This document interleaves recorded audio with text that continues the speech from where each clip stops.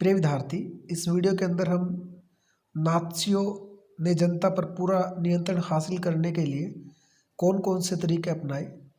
मैं आपको पहले ही बता चुका कि नात्सी जो दल है, जो संगठन है, वो हिटलर के द्वारा बनाया गया था। उसका नेतृत्व या उसकी सारी भागडोर है वो हिटलर के हाथों में थी, जो जर्मनी का शासक बनना चाह रहा था और बन गया था। उसके बाद की बातें हैं ये।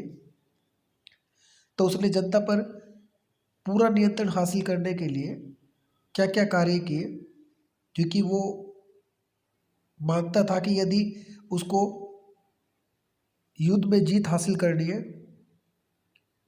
और अपने बदला लेना है तो जनता और देश की सारी पावर उसके हाथ में होनी जरूरी है, ताकि उसके जो फैसले लिए जाए उनके बीच में कोई भी दखल अंदाजी न करे। ये मेन कारण था, यही वजह भी थी। इसी कारण से उसने अपना पूरा नियंत्रण हासिल करने के लिए, ताकि पावर सारी उसके हाथ में रहे, उसने अनेक कार्य किए। जैसे इसमें आपको दिखाई दे रहा है कि विरोधी दलों का दमन। हिटलर ने विरोधी जो विरोधी दल थे,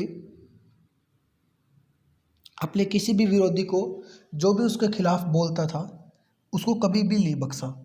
उनको मौत के घाट उतार दिया, या जान से मार दिया, या पार्टी छोड़कर अन्य सभी संगठनों के ऊपर प्रतिबंध लगा दिया। सिर्फ एक हिटलर का ही जो संगठन है, हिटलर की पार्टी रहेगी यहाँ पे, और कोई पार्टी नहीं है। जो भी उसके खिलाफ कोई बोलता, वो उसको मौत के घाट उतार देता, और बहुत सारों को मौत के घाट उतार भी दिया था।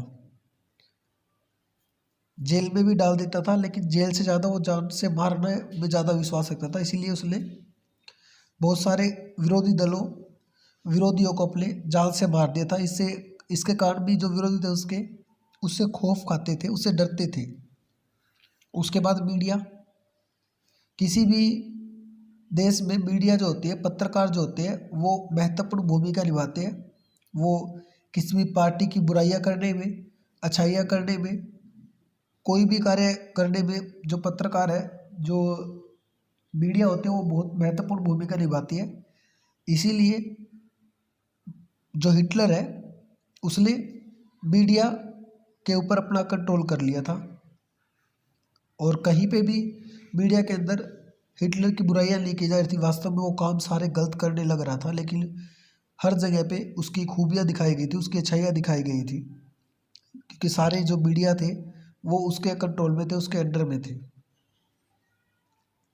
सभी जगह तस्वीरें, पोस्टर, रेडियो और सभी जगह पे है हिटलर की छवि को दिखाया गया था, अच्छी छवि दिखाई गई थी। और मीडिया के अंदर है, टीवियों के अंदर है, रेडियो के अंदर है, जो हिटलर के दुश्मन थे, जो जर्मनी के दुश्मन थे, क्योंकि जर्मनी का राजा था, वो बनना था शासक, उनकी उनकी फ़ोटो ही दिखाई जा रही थी। उनको बताया जा रहा था कि ये दुश्मन है, इनका हमने बदला लेना है।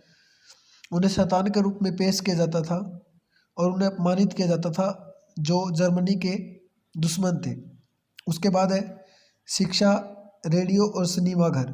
इनके ऊपर भी उसका नियंत्रण था, क्योंकि ये 5-6 चीज़ें होती है जहाँ जनता आती जाती है, देखती है। इन सब के ऊपर जनता का अधिकार होना चाहिए, लेकिन इसने अपना अधिकार कर रखा था, ताकि पूरा का पूरा अधिकार जनता पे रहे, सभी जगह हिटलर ही दिखाई दे।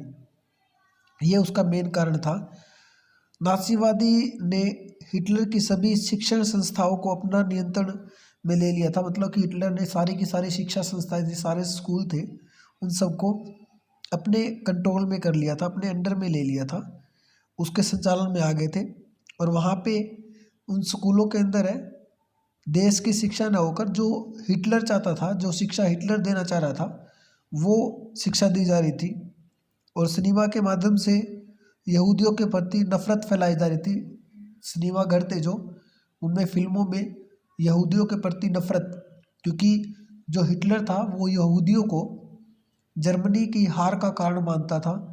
इसी कारण से उसने 60 लाख यहूदियों को जान से मार दिया था, मौत के घाट उतार दिया था, और वो उनसे बहुत ज़्यादा नफरत करता था।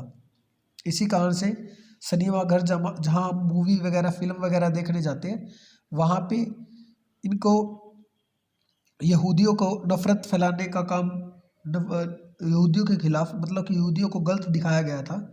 यहूदी को कारण बताया गया था कि जर्मनी की हार का कारण जो आज तक हम अपमानजनक संधि हमारे साथ हुई है, हमारी जो इतनी इंसल्ट हुई है जर्मनी की, उसका सबसे बड़ा मेन कारण है यहूदी थे। जो बड़े और अमीर लोग थे जर्मनी के, वो यहूदी लोग थे, उनको दिखाया गया था। उग्र राष्ट्रवाद का सहारा लिया गया। उग्र राष्ट्रवाद मतलब कि सिर्फ जान से मारने में।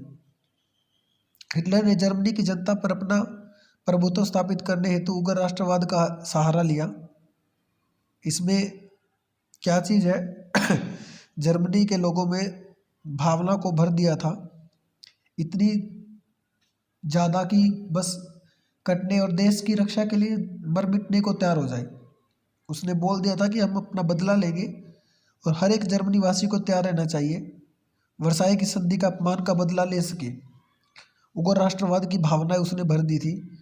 नाज़ी संगठनों का गठन की बात की जाए तो हिटलर ने जर्मनी में नाज़ी जर्मन नारियों के 10 साल के छोटे बच्चों को युग फोक नाम की संगठन बनाया था। 14 साल के ऊपर 14 साल की उम्र के बच्चों को हिटलर यूथ, और 18 साल की उम्र के लड़के और लड़कियों के लिए लेबर सर्विस का गठन किया गया था, क्योंकि वो इनको युद्ध कला सिखाना चाहता था, ताकि युद्ध में अधिक से अधिक लोगों को भाग लिया जाए और वो युद्ध में जीत सके।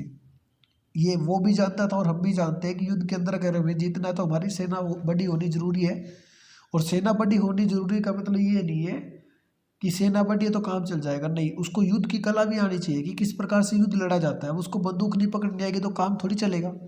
तो यहाँ से किस प्रकार से बंदूक चलानी है, किस प्रकार से कोई हमला करे तो हमने कैसे बचना है, हमने उसके ऊपर हमला कैसे करना है, ये सारी कला, ये सारे जो इसने संगठन बनाए थे 10 साल तक के बच्चों के लिए अलग से है, 14 साल तक के अलग, और 18 साल तक के अलग जो संगठन बनाए थे, जो युग समूह बनाए थे, उनमें यही शिक्षा दी जा रही थी कि किस प्रकार से युद्ध में जीता जाए, युद्ध किया जाता है, ये सारी चीज़ें। तो ये थे कुछ तरीके जो हिटलर के द्वारा अपनाए गए थे देश की जनता पर पूरा नियंत्रण हासिल करने के लिए।